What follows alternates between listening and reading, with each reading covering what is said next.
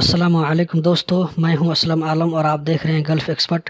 दोस्तों, एक भाई ने पूछा है कि टूरिस्ट वीज़ा में आने वाले को जॉब मिल सकता है या नहीं।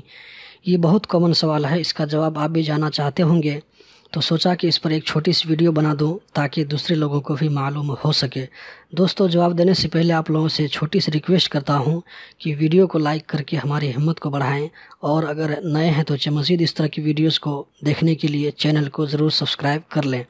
तो दोस्तों, इसका जवाब ये है कि विज़िट वीज़ा में आकर आप जॉब देख सकते हैं, जॉब ढूंढ सकते हैं, लेकिन जॉब स्टार्ट करने से पहले जहां आपने जॉब ढूंढा है उस कंपनी में वीज़ा निकालना पड़ेगा, क्योंकि टूरिस्ट वीज़ा विज़िट वीज़ा में काम करने का अलाउ नहीं है। काम करने के लिए आपको वर्क वीज़ा चाहिए, और दूसरी बात यह है कि उस कंपनी में वर्क वीज़ा पाने के लिए आपको कतर से बाहर जाना पड़ेगा।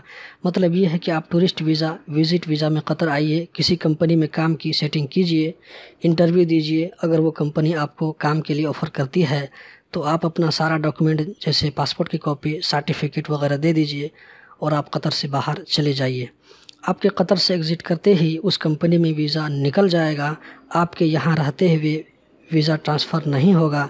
लेकिन अगर आप फैमिली विज़िट वीज़ा पर आते हैं या पर्सनल स्पॉन्सरशिप पर आते हैं तो ट्रांसफ़र हो सकता है। उसके लिए ट्रांसफ़र होने का चार्ज 800 रियाल है। जैसा कि इंडिया से फ़ीमेल डोमेस्टिक वर्कर करती हैं, वो यहाँ विज़िट वीज़ा पर आती हैं और बाद में वर्क वीज़ा में ट्रांसफ़र हो जाती है। तो दोस्तों, विज़िट वीज़ा से वर्क वीज़ा में डायरेक्ट यहाँ रह करके ट्रांसफ़र क्यों नहीं हो सकता? ये कतर की अपनी पॉलिसी है, इसके बारे में कुछ नहीं कह सकता हूँ। सब मुल्क अपने अपने हिसाब से पॉलिसी बनाती है। तो दोस्तों, ये थी मुख्तसर जानकारी। उम्मीद करता हूँ कि ज़रूर पसंद आई होगी। इस वीडियो को ज़रूर शेयर करें ताकि दूसरे लोगों को भी मालूम हो सके। तो मिलते हैं अगली वीडियो में, तब तक के लिए अल्लाह हाफ़िज़।